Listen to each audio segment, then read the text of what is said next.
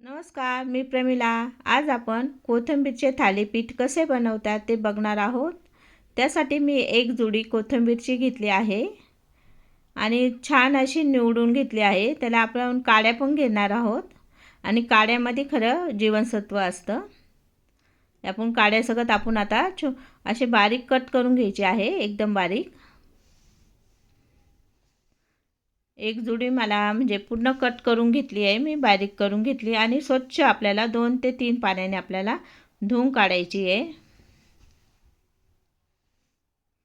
धुतल्यानंतर एकदम स्वच्छ पाण्याने धुवून आणि छान अशी धुवून काढून आपल्याला पूर्ण पाणी त्याच्यातलं काढून घ्यायचं आहे.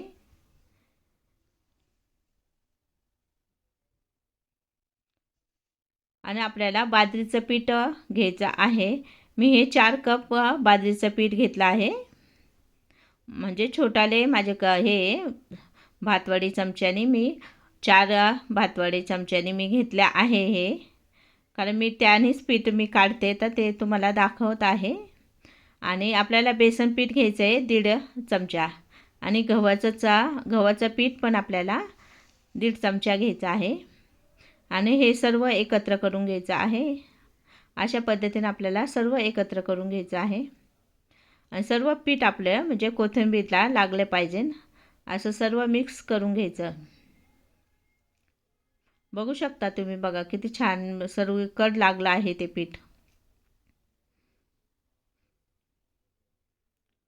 आता कांदा भरपूर घ्यायचा, त्याला आपल्याला 2 ते 3 कांदे घ्यायचे आहे, कारण कांद्यामुळे त्याची टेस्ट अजून वाढली जाते. आणि मिरची पण मी 5-6 मिरच्याचा बारीक करून घेतला आहे. आणि चवीनुसार मीठ घेतलं आहे.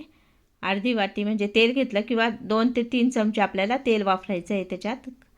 ओवा घेतला आहे आणि जिरे पण आपण भाजून जर टाकले तर टेस्ट छान येते. मी आता तसे टाकते आणि हळद टाकायची आपल्याला. छोटा अर्धा चमचा आपल्याला हळद टाकायची. आता हे सर्व आपल्याला मिक्स करून घ्यायचं आहे परत एकदा. सर्व तेल आपल्याला सर्व पिठाला लागलं पाहिजे. हे बघा, आपलं सर्व पिठाला तेल लागलं आहे. आता हे सर्व मिक्स झालं आहे, बघू शकता तुम्ही.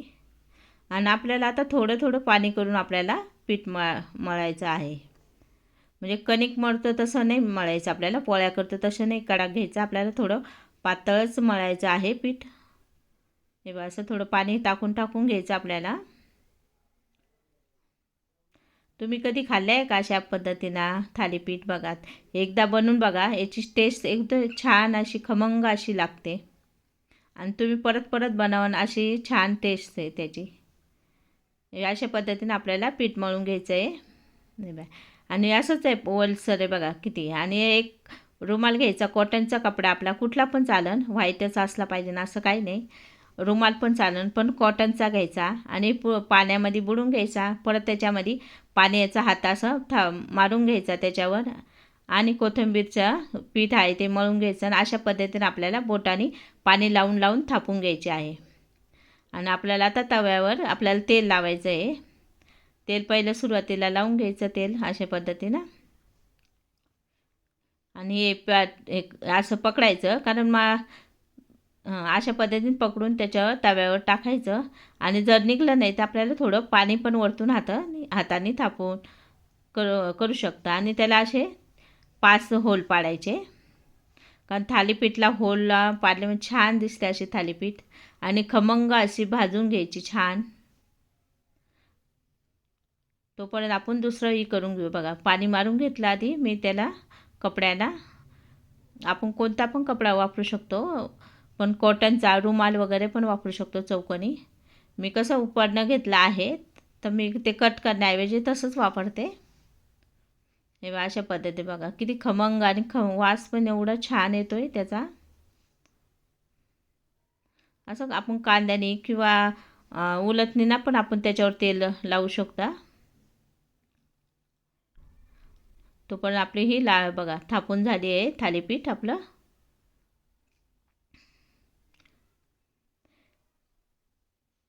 आवडलं तर लाईक करा आणि कमेंट करून सांगा मला कसे आहे थालीपीठ, कसे बनवले ते.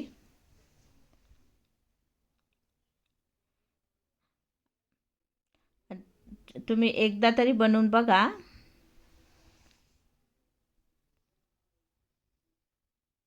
अशा पद्धतीनं, कारण आता अशी पद्धत वापरीत नाही, पण ह्याची टेस्ट एवढी छान लागते की हे आपल्याला शब्दातही सांगता येणार नाही, एवढी छान टेस्ट लागते.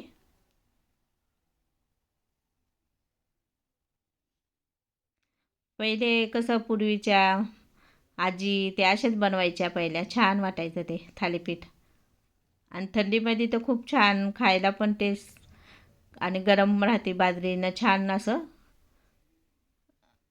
बाजरी म्हणजे अशा पद्धतीनं बाजरीचं पीठ आपण खाऊ शकतो. बाजरी कोणाला आवडत नाही तर थालीपीठ करायला पण छान वाटतं ते. आणि खमंग अशी भाजायची आपल्याला, छान अशी. हे बघा, मी आता सर्व थालीपीठ अशा पद्धतीने बनवून घेते मी. आपण कसं बाहेर खाण्यात आणि आपल्या घरच्या खाण्यामध्ये खूप फरक असतो. हे बघा, बघू शकता किती छान, बघा कलर पण एवढा छान आला आहे आणि भाजली पण एकदम कुरकुरीत अशी झाली आहे बघा. चला, मी आता सर्व अशा पद्धतीने असं पाणी मारून घ्यायचं, नाही निघाली तर आपली थालीपीठ. आता हे सर्व मी बनवून दाखवते. हे बघू शकता, बघा किती छान नरम झाली आहे बघा, आणि एकदम थोडे बघा, आणि चव पण एवढी छान आहे ना. तर आणि आपण कसं लसणाची चटणी वगैरे किंवा टमाटा सॉस वगैरे खाऊ शकता त्याच्याबरोबर, आवड